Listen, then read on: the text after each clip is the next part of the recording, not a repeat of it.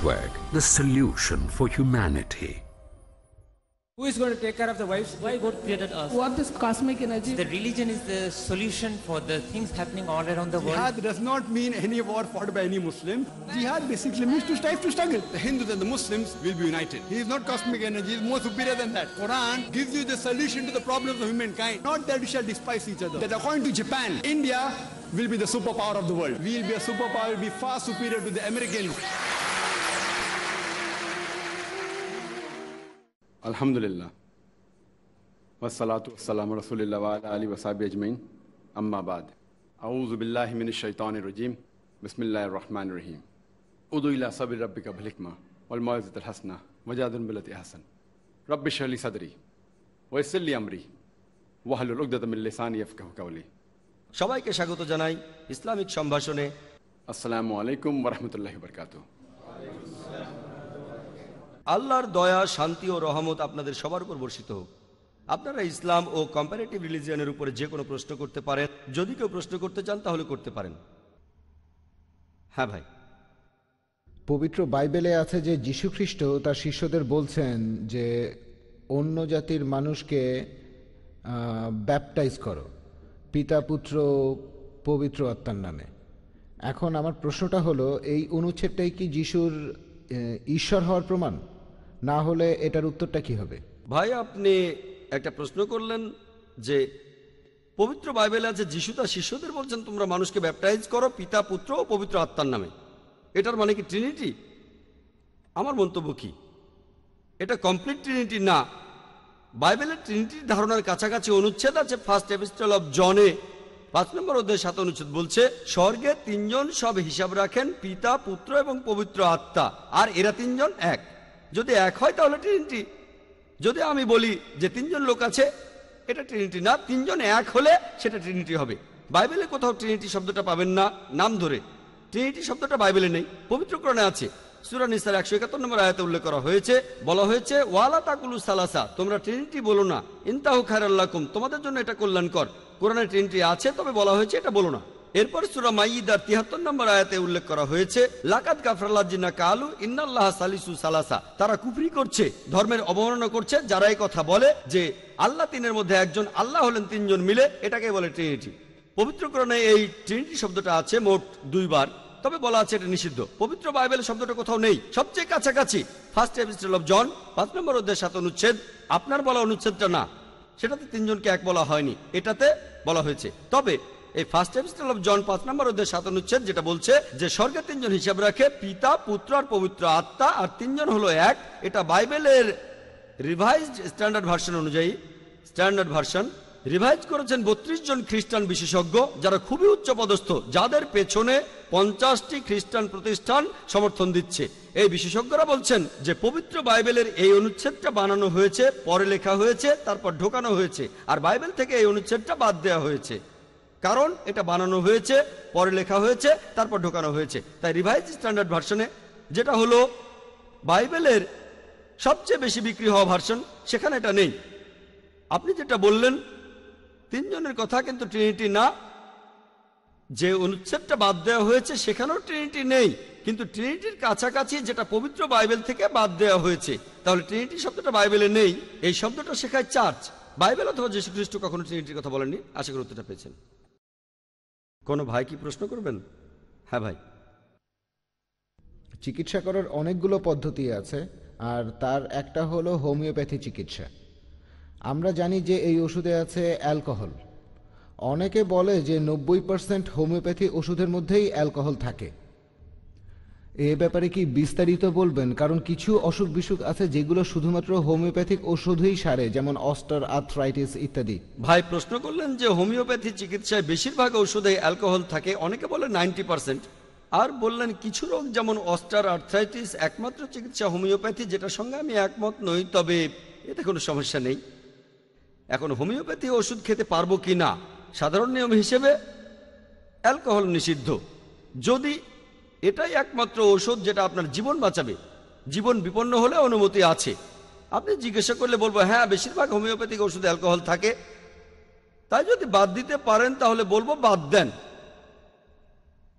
অন্য কোনোভাবে চিকিৎসা করেন যেটাতে কোনো অ্যালকোহল নেই। হোমিওপ্যাথি বেশিরভাগ ওষুধে আছে, তাই সাধারণ নিয়মে চিকিৎসাটা নেব না, এটাই সাধারণ নিয়ম। অনেকেই হয়তো অ্যালোপ্যাথির চাইতে হোমিওপ্যাথিতে উপকার পাবেন। বলছি না হোমিওপ্যাথি সেরা, তবে অনেকে হয়তো হোমিওপ্যাথিতে ভালো ফল পেতে পারেন। কেউ সব নিয়মে চিকিৎসা করে তারপর হোমিওপ্যাথিতে আসলো, আর শেষ উপায় হিসেবে এই চিকিৎসা নেই, কোনো সমস্যা নেই। তবে আপনি বললেন কিছু রোগ হোমিওপ্যাথি ছাড়া সারে না, আমি একমত নই। কিছু মানুষ হোমিওপ্যাথিতে উপকার পেয়েছে, পাননি সেটা বলছি না। হোমিওপ্যাথিতে অনেক মানুষ উপকার পেয়েছেন, তবে অন্য পদ্ধতিতেও পাবেন। আর লোকজন বলে এই ডাক্তার সেরা, এই ট্রিটমেন্ট সেরা, তাহলে এমনিতে আপনি অ্যালকোহল মেশানো ওষুধ খাবেন না। তবে যদি হোমিওপ্যাথি একমাত্র চিকিৎসা হয়, একমাত্র ট্রিটমেন্ট, অন্য পদ্ধতিতে যদি ট্রিটমেন্ট থাকে যেটাতে অ্যালকোহল নেই, আগে সেটা দেখেন। হোমিওপ্যাথি হলো শেষ ভরসা, প্রথমেই যাবেন না। অন্য চিকিৎসায় কাজ না হলে তারপর হোমিওপ্যাথি চিকিৎসা নিয়ে দেখতে পারেন, সমস্যা নেই। আশা করি উত্তরটা পেয়েছেন। হ্যাঁ ভাই বলেন। জাকির ভাই, আমার প্রশ্নটা বায়াত সম্পর্কে। বায়াতের গুরুত্ব কতখানি, আর এটা কি এখনকার দিনে প্রযোজ্য যেখানে খিলাফত বলে কিছুই নেই? ভাই প্রশ্ন করলেন যে বায়াতের গুরুত্ব কতখানি। বায়াত মানে আনুগত্য প্রকাশ করা, এটা কোরআনের সূরা মুমতাহিনায় আছে। এখানে 12 নম্বর আয়াতে বলা হয়েছে, হে নবী, যখন মুমিন নারীরা তোমার কাছে এসে বায়াত করে, সূরা মুমতাহিনার 12 নম্বর আয়াতে উল্লেখ করা হয়েছে, এটাই হলো বায়াত। তাহলে আমরা দেখতে পাচ্ছি যে ইসলাম ধর্মে যদি কোনো খিলাফত থাকে যারা উচিত কাজ করে, আর প্রত্যেক মুসলিমেরই বায়াত করা উচিত কোনো খলিফার কাছে। যদি খিলাফত থাকে, খলিফাকে মেনে চলবেন, সব নিয়ম কানুন মেনে চলবেন। তবে দুর্ভাগ্যের কথা, এখন কোনো খিলাফতই নেই।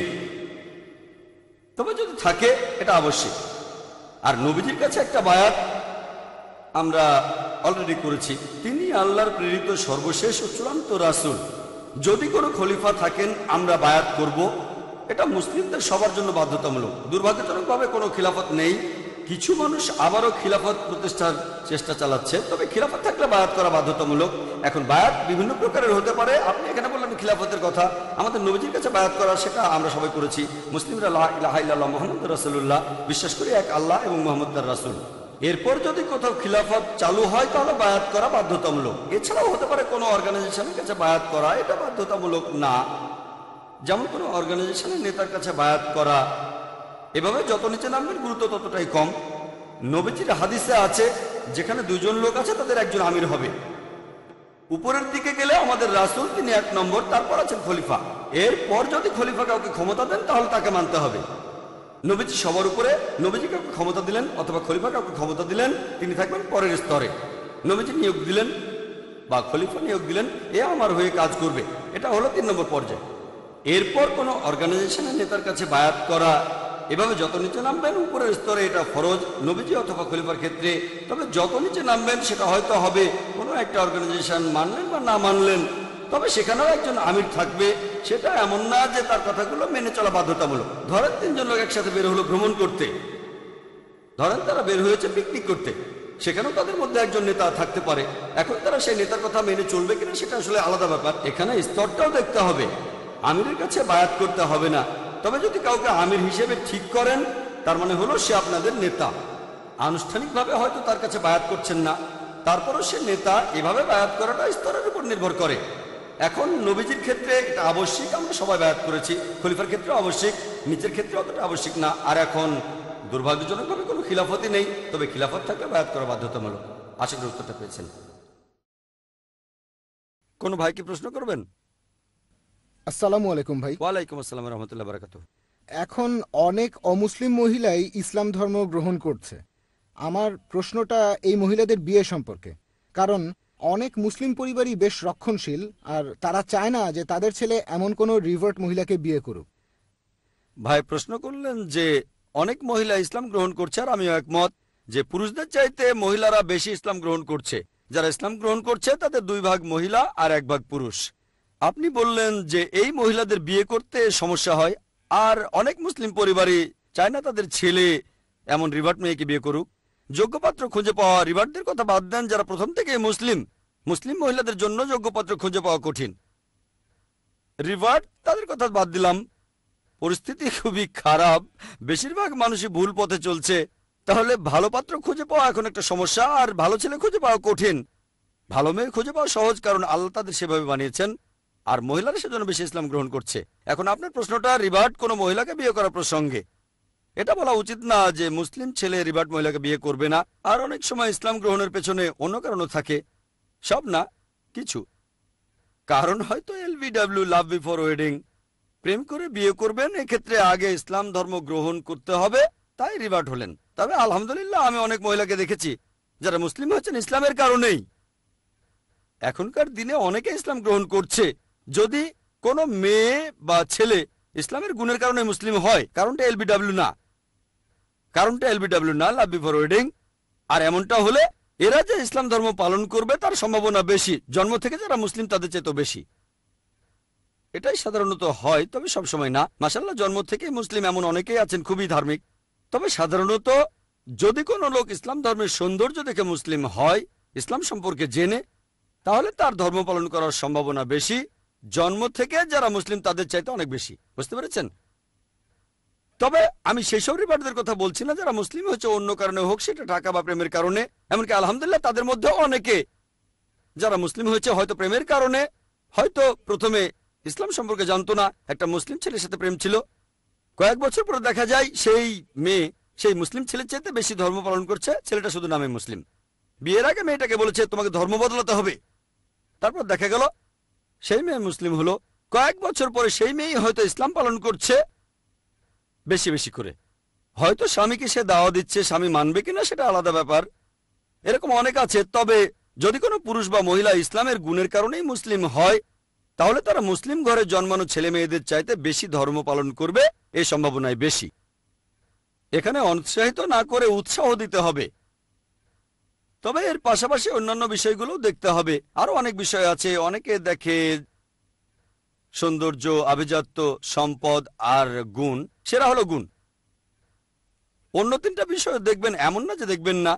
কেউ যদি সুন্দরী মেয়ে বিয়ে করতে চায় করতে পারে, এতে কোনো রকম সমস্যা নেই। তবে সেরাটা হলো গুণ। সৌন্দর্য দেখতে গিয়ে গুণটাকে বাদ দেবেন না। যদি কারোর মধ্যে চারটা জিনিসই পান তবে তা আলহামদুলিল্লাহ। যদি কাউকে বিয়ে করেন যে সুন্দরী, সম্পদশালী, অভিজাত আর গুণবতী, আলহামদুলিল্লাহ। তবে সেরাটা হলো গুণ। আর নিজের অবস্থানের সাথে সামঞ্জস্য রেখে বিয়ে করবেন, এগুলো সব হাদিসে লেখা আছে। অবশ্য এমন না যে সবই মানতে হবে, কিছু নাও মানতে পারেন। শুধুমাত্র গুণের জন্য অনেক কিছু বাদ দিতে পারেন, এভাবেও বিয়ে করে সুখী হতে পারেন আপনি। তাহলে এখানে বিভিন্ন বিষয় দেখে নিতে হবে। এখানে অনুৎসাহিত করা হচ্ছে না, উৎসাহ দেওয়া হচ্ছে, তবে বিভিন্ন বিষয় দেখে নিতে হবে। এমন না যে কলেজে প্রেম হয়েছে, এক বছর পরে মুসলিম হয়ে বিয়ে করে ফেললেন। এখানে অনেক বিষয় দেখতে হবে। সেই মেয়ে একজন ভালো মুসলিম হতে পারে, এখানে সব দিকে খেয়াল রাখবেন। তাদের অনুৎসাহিত করবেন না, বরং আপনারা উৎসাহ দেবেন। আশা করি উত্তরটা পেয়েছেন।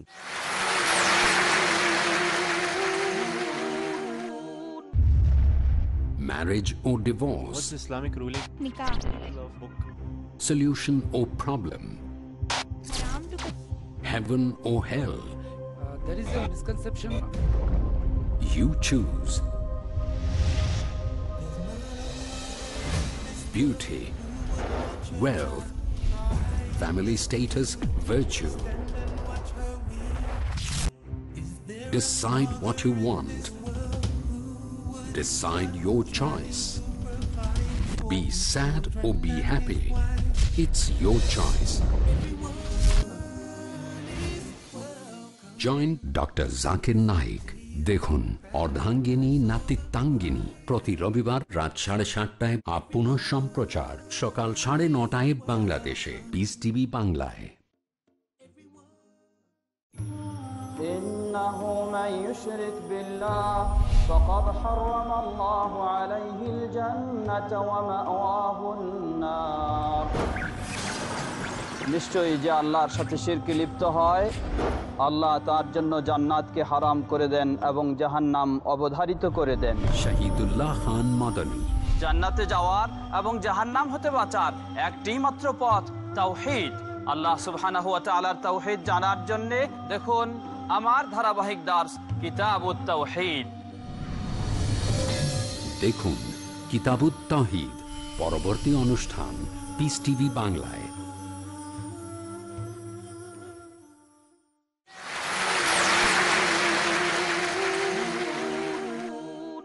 কোনো ভাই প্রশ্ন করবেন? হ্যাঁ ভাই। যীশুখ্রিস্ট বলেছেন যে তোমাদের প্রতিবেশীকে ভালোবাসো, শত্রুকে ভালোবাসো। এছাড়াও শ্রী শ্রী রবিশঙ্কর আর অন্যান্য ধর্মীয় গুরুরা মানুষকে ভালোবাসার কথা বলেছেন, আর এভাবে তাদের অনুসারীর সংখ্যাও বাড়ছে।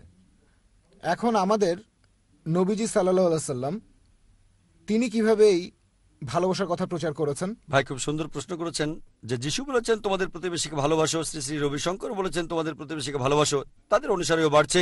আমাদের নবীজি সাল্লাল্লাহু আলাইহি সাল্লাম তিনি কিভাবে এই ভালোবাসার কথা বলেছেন? আপনারা দেখবেন যে আমাদের নবীজির কথা বেশিরভাগ লোক মেনে চলে। সংখ্যার দিক থেকে খ্রিস্টানরা অনেক বেশি, তবে ধর্ম পালন করার কথা বললে মুসলিমরা সংখ্যায় অনেক বেশি। মুসলিমরা সংখ্যায় 130 কোটি আর খ্রিস্টানরা প্রায় 200 কোটি, কিন্তু ধর্ম পালন করার দিক থেকে খ্রিস্টানদের তুলনায় অনেক বেশি মুসলিম তাদের ধর্ম পালন করে থাকে। তাহলে ধর্ম পালনের দিক থেকে ইসলাম 1 নম্বর। আপনি প্রশ্ন করলেন যে যীশু খ্রিস্ট বলেছেন প্রতিবেশীকে ভালোবাসো, আমিও একমত। আর শ্রী শ্রী রবিশঙ্করও বলেছেন, মুহাম্মদ সাল্লাল্লাহু আলাইহি সাল্লাম এটা বলার পাশাপাশি দেখিয়ে দিয়েছেন কিভাবে সেটা অর্জন করতে হবে। নবী সাল্লাল্লাহু আলাইহি ওয়াসাল্লাম বলেছেন যে একজন কখনো সত্যিকারের মুসলিম হবে না সে যদি ভরপেটে নিজের ঘরে ঘুমায় যখন প্রতিবেশী ক্ষুধার্ত থাকে। এক সাহাবী বললেন, আমার প্রতিবেশী কারা? নবীজি বললেন, আশেপাশের 40 ঘর তোমার প্রতিবেশী। 40টা ঘর আপনার প্রতিবেশী। তার মানে ভরপেটে ঘুমাতে পারবেন না যদি প্রতিবেশী ক্ষুধার্ত থাকে। এমন অনেক হাদিস প্রতিবেশীর কথা বলছে, ঠিক। আর এর পাশাপাশি সেখানে সুবিচারের কথা বলা হচ্ছে। প্রতিবেশীকে ভালোবাসবেন, শ্রদ্ধা করবেন, হোক সে মুসলিম বা অমুসলিম, একই সাথে ন্যায় বিচারও করতে হবে। কিন্তু মিডিয়া তারা ভুল জিনিস প্রচার করে। ইসলামে যেখানে ন্যায় বিচারের কথা বলা হয়েছে তারা সেটা অন্যভাবে প্রচার করে। তবে আমাদের নবীজি যে বলেছেন তোমাদের প্রতিবেশীকে ভালোবাসো, এ কথাটা প্রচার করে না, যেন এই কথাটা কোথাও বলাই হয়নি। পবিত্র কোরআনে সূরা মাউন, ঠিক এখানে আছে, দুর্ভোগ তাদের যারা প্রতিবেশীকে সাহায্য দানে বিরত থাকে। পুরো একটা সূরায় আছে। নবীজি সাল্লাল্লাহু আলাইহি ওয়াসাল্লাম যে শুধু প্রতিবেশীকে ভালোবাসতে বলেছেন তাই নয়, তার পথটাও দেখিয়ে দিয়েছেন।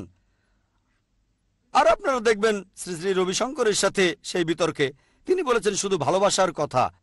ঈশ্বর সবাইকে ভালোবাসেন, যেটা আমি পরে পরিষ্কার করে বললাম যে কোরআন ওই কথা বলছে যে আল্লাহ পরম করুণাময় আর পরম দয়ালু।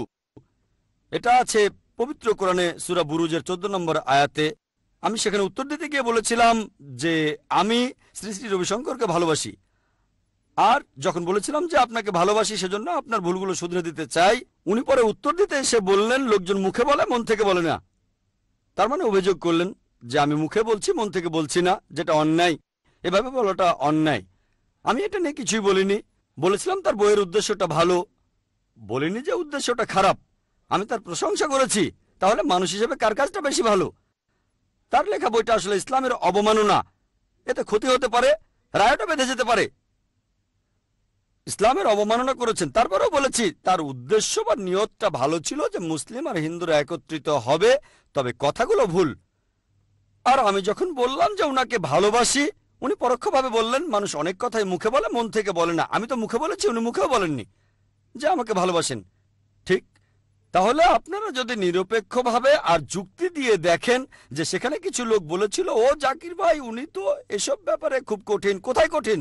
সেই বিতর্কটা যদি দেখেন সেখানে দ্বিতীয় অংশে বলেছি আমি আসলে সবর করছিলাম। কিছু বললে একটা নেতিবাচক প্রভাব পড়তে পারে। যারা আমাকে চেনে তারা বলেছিল জাকির ভাই এই কথার উত্তর দিলেন না কেন, কিছু বললেন না কেন? আমি বলেছিলাম সবর করছিলাম। তাহলে আমরা প্রতিবেশীকে ভালোবাসবো, তবে সে তার ক্ষতি করুক এমন কিছু আমরা চাই না, ঠিক। কাউকে ভালোবেসে যদি এই কথা বলি, উদাহরণ দিচ্ছি, একজন ধরেন আমার বন্ধু, সে সবসময় ক্লাসে ফার্স্ট হয়, পরীক্ষা দিতে যাওয়ার সময় সামনে কালো বিড়াল পড়ল। সে বলল কালো বিড়াল দেখেছি, এটা অশুভ লক্ষণ, আজকে আমি পরীক্ষা দেব না। আমি তাকে বলবো ভাই কালো বিড়ালে কিছু যায় আসে না, আমার সামনে এমন কালো বিড়াল অনেক পড়েছে, কিছুই হয়নি। না না, তখন কি বলবো তোমাকে ভালোবাসি, তুমি ঠিক, তাকে তো ভালোবাসি, সেজন্যই শুধরে দেব।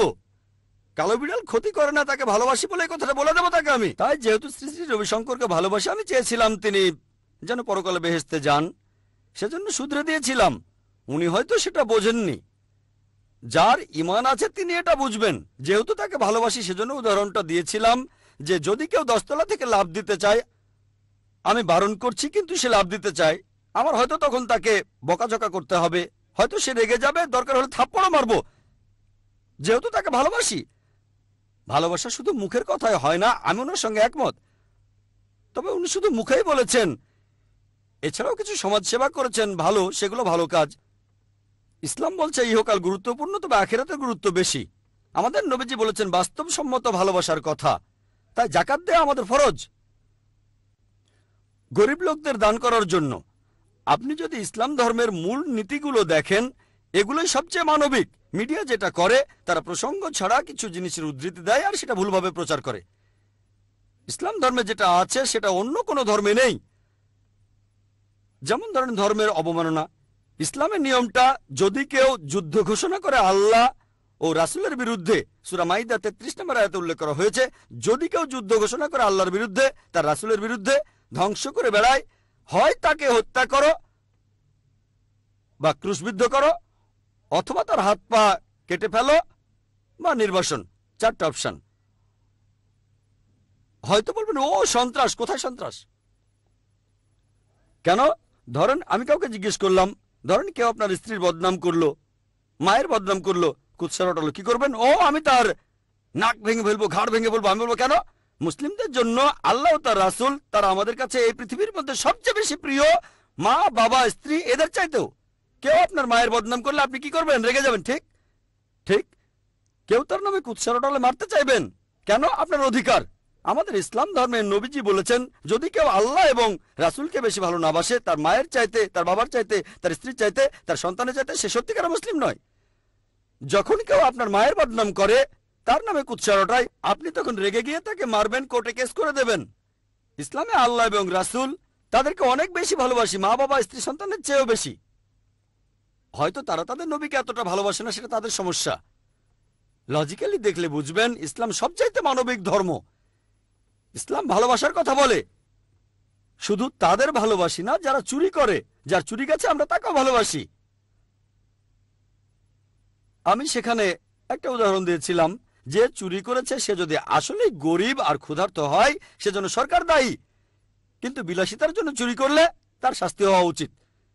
এখানে উত্তর দেওয়াটাও গুরুত্বপূর্ণ। আমরা মুসলিমরা আসলে টেবিলটা উল্টে দিতে জানি না।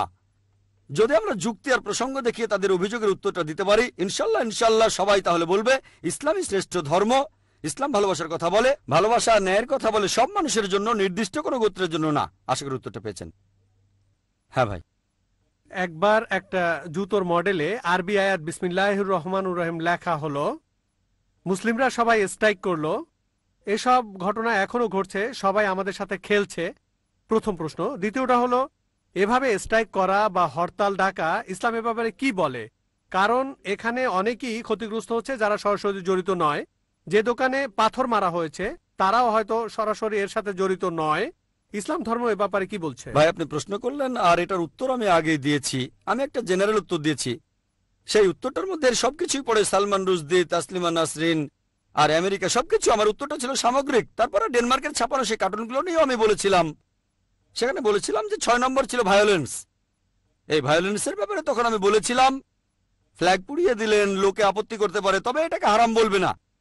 অথবা ঢিল মেরে জানালার কাঁচ ভাঙলেন, সেই দেশের এম্বাসির জানালা, যেটা অন্যায় করেছে, তবে অন্য কারো দোকানে আগুন ধরানোকে হারাম বলবো। অবশ্য যদি সেই ব্যাপারটার সাথে জড়িত কেউ, একেবারে সরাসরি জড়িত এমন কাউকে ধরতে পারেন, তাহলে ব্যাপারটা আলাদা। আপনি সেই দেশের কোনো নাগরিককে কিডন্যাপ করে অত্যাচার করতে পারেন না, এটা হারাম।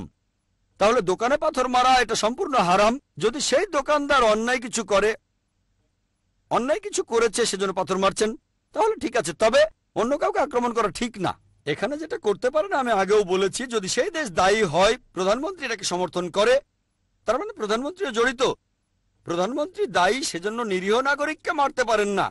খুব বেশি হলে ফ্ল্যাগ পোড়ানো। আমি বলছি না যে এটাও ঠিক, তবে ভায়োলেন্সটা যদি হয়, ফ্ল্যাগ পুড়িয়ে দেয়া, এম্বাসিতে পচা ডিম ছুঁড়ে মারা, যদি ভায়োলেন্সটা এরকম হয়, সামান্য খুব একটা আপত্তি করবে না মানুষ। তবে চূড়ান্ত ভায়োলেন্সে নিরীহ মানুষ মারা, অত্যাচার করা, অথবা বাড়িঘর পুড়িয়ে দেয়া, অথবা দোকান পুড়িয়ে দেয়া, এগুলো হারাম ইসলামে। এমন করা আমার মতে সম্পূর্ণ ভুল। হ্যাঁ, আপনি মিডিয়ায় উত্তর দিতে পারেন, শান্তিপূর্ণভাবে প্রতিবাদ করেন, সমস্যা নেই। অর্থনৈতিক, আমি তাদের পণ্য কিনবো না, সেগুলো ব্যবহার করব না, ড্যানিশ পণ্য আমি কিনবো না, ভালো। কোর্টে কেস করেন, তাহলেও সমস্যা নেই। ভায়োলেন্স সামান্য হলে ঠিক আছে, না হলে না। একইভাবে দেখবেন এই ব্যাপারটা ইসলামের বদনাম করলে এগুলো থেকে বেছে নেন, সমস্যা নেই, তবে ভায়োলেন্স না। আশা করি উত্তরটা পেয়েছেন। ওয়াখির দাওয়ানা আলহামদুলিল্লাহি রাব্বিল আলামিন। ইয়া রাব্বু ইন্নাকা আনতাস সালাম মিনকাস সালাম ইলাইকাস সালাম ইয়া রাব্বু ইন্নাকা আনতাস সালাম মিনকাস সালাম ইলাইকাস সালাম লিআমরিকা ইয়ারজিউ আমরুল আনাম بين يديك قلوب الأنام لأمرك يرجع أمر الأنام بين يديك قلوب الأنام।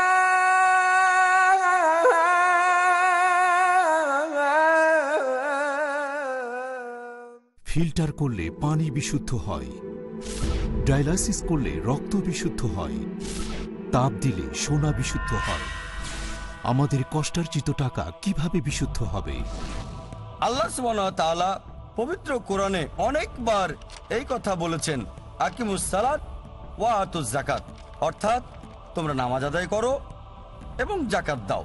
যাকাত দিয়ে সম্পদকে বিশুদ্ধ করুন।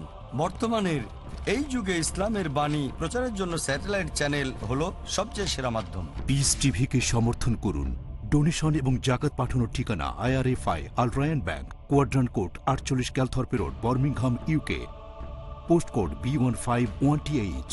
Pound account number 011323001, euro account number 011323002, US dollar account number 011323003, short code 300083, Swift BIC code IBOBZB22, IBAN GB52 LOYD 30963401 024192।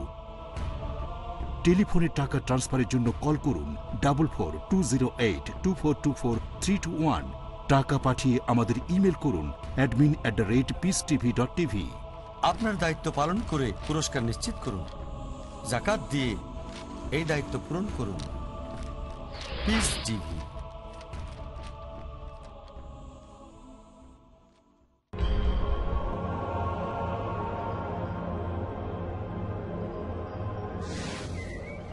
বসন্তের বৃষ্টিতে যেমন সবুজ হয়ে ওঠে মরুভূমি,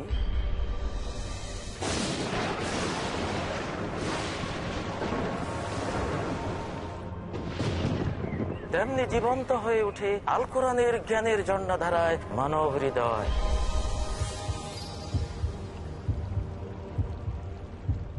আপনি কি চান তো জাহান জুড়ে প্রাণময় সুখময় অনন্ত জীবন?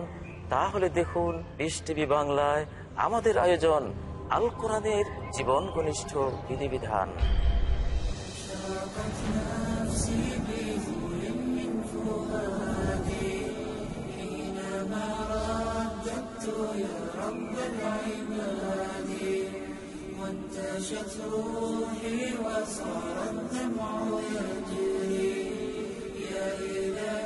জানেন কত সুন্দরভাবে পবিত্র কোরআন অগণিত জীবনকে আলোকিত করেছে। আল কোরআনের জীবন ঘনিষ্ঠ বিধিবিধান আজ রাত 10:30 বা পুনঃ সম্প্রচার সকাল 9টায় বাংলাদেশে পিস টিভি বাংলায়।